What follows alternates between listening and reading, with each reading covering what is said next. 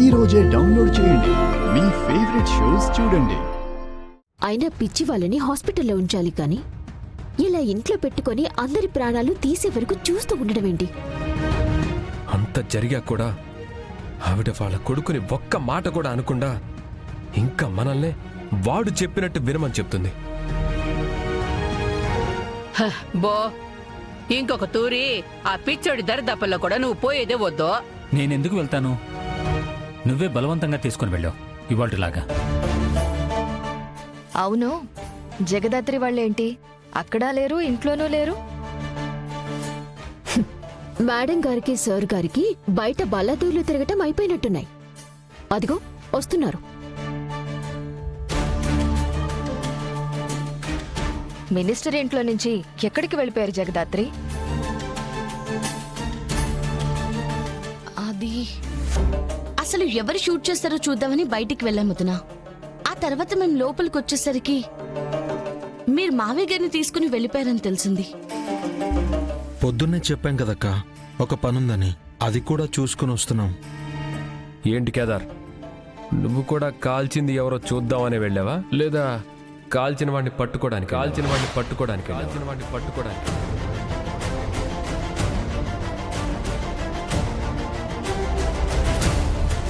కేదార్ ఏమైనా పోలీస్ ఆఫీసరా?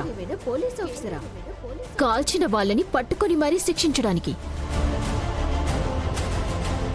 గన్న శబ్దం రాగానే భయపడి దాక్కొని ఉంటారు. అంతా సద్దు మనిగినాక బయటకు వచ్చినట్టుండారు. మన ముందు ఎచ్చులు చెప్పుకుంటా ఉండారు.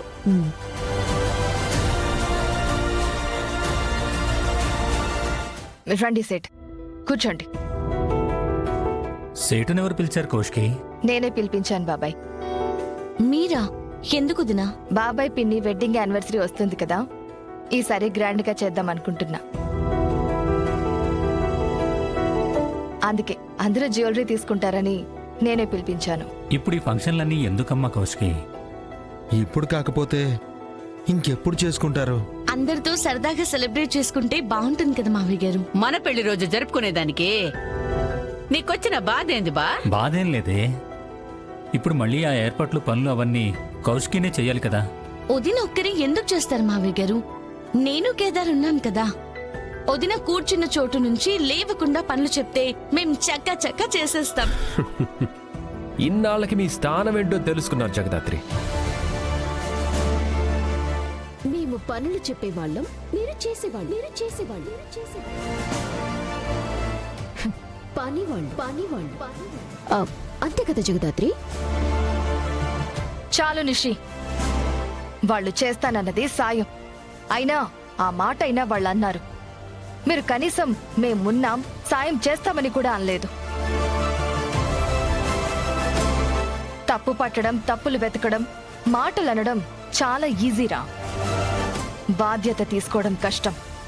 ఒక్కసారి అది చేసి చూపించండి. అప్పుడు మీరేం మాట్లాడినా ఈ ఇంట్లో ఒక విలువ ఉంటుంది.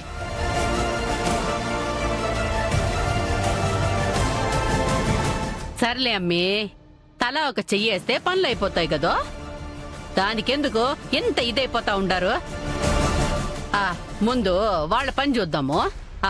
ఏంది సేటు, వ్యాపారం వద్దా? ముంద నగలు తీసి చూపించు.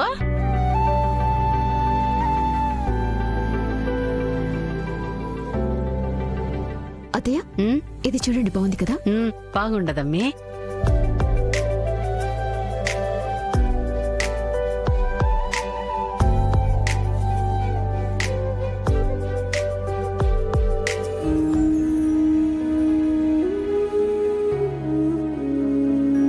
ఇది కూడా బాగుండదమ్మీ. బాగుంది కదా?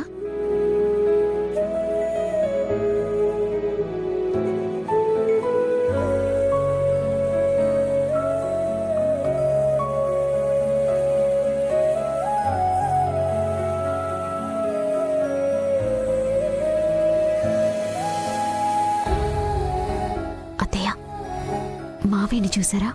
నెక్లెస్ తీసుకుంటున్నారు. పెళ్లి రోజు నాకు గిఫ్ట్ ఇచ్చేదానికే మమ్మీ. మీకిచ్చే గిఫ్ట్ మీ ముందే కొంటారా అత్తయ్య? సర్ప్రైజ్ కి ప్లాన్ చేస్తారు కదా. కదా, మళ్ళా ఎవరికి కొంటున్నాడు ఈ మనిషి? ఇంకెవరికి? నాకే. ఆ? ఆ, అంటే పెళ్ళయ్యాక నాకే గిఫ్ట్ ఇవ్వలేదు కదా, అందుకే కొంటున్నట్టున్నారు. నాన్న పైకి చెప్పరు కానీ నువ్వంటే బాగా అభిమానం నిషి.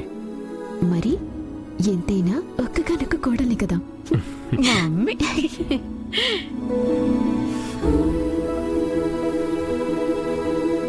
నువ్వు తీసుకోవడం లేదేంటి జగదాత్రి?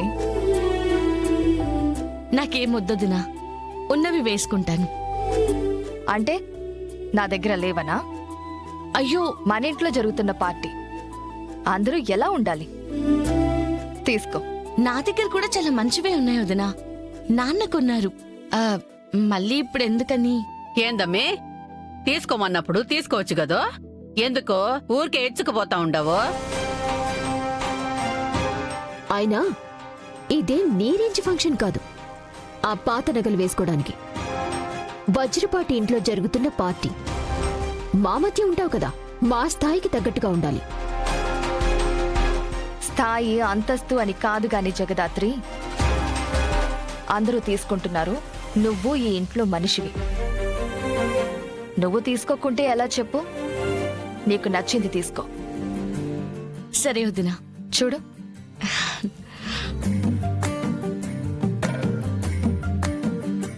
అమ్మి, మనం ఇంకోటి చూద్దాందా?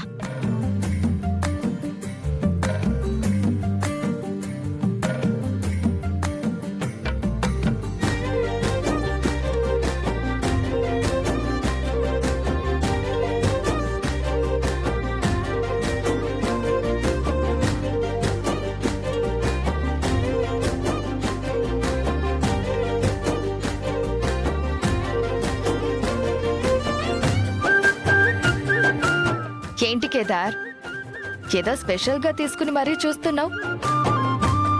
ఏం సెలెక్ట్ చేసావేంటి? అంత చిన్నగా ఉంది, ఎవరి కోసం తీసుకున్నావు? కీర్తి కోసం, కీర్తి కోసం, కీర్తి కోసం,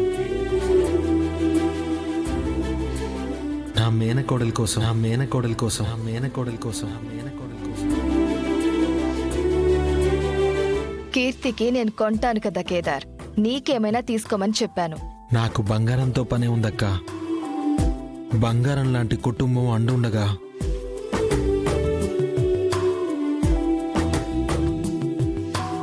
నా మేనకోడలికి ఎప్పటి నుంచో కొందాం అనుకుంటున్నాను. అందుకని ఇప్పుడు మా డబ్బుతో మాకే గిఫ్ట్ ఇస్తూ ఏదో త్యాగం చేసినట్టు యాక్టింగ్ చేస్తున్నావన్నమాట. బా కేదార్, నిజం చెప్తున్నా, నీ తెలివి, నీ భార్య తెలివి ముందు మేము ఎందుకు పనికిరాము. ఏందమ్మి అరుస్తా ఉండవు? నిషి చెప్పిన దాంట్లో అబద్ధం ఏమన్నా ఉండదా? నిజమే కదా చెప్పుండది. అక్క దగ్గర మంచి మార్కులు కొట్టేయాలని కాకపోతే అక్క మనీతో కొన్న నగల్ని అక్క కూతురికి గిఫ్ట్ ఇవ్వాలనుకోవడం ఏంటి? యువరాజ్, ఈ నగలకి నేనే డబ్బులు కడతానని అక్కకి చెప్పబోయే లోపే అందరూ మాట్లాడుతున్నారు.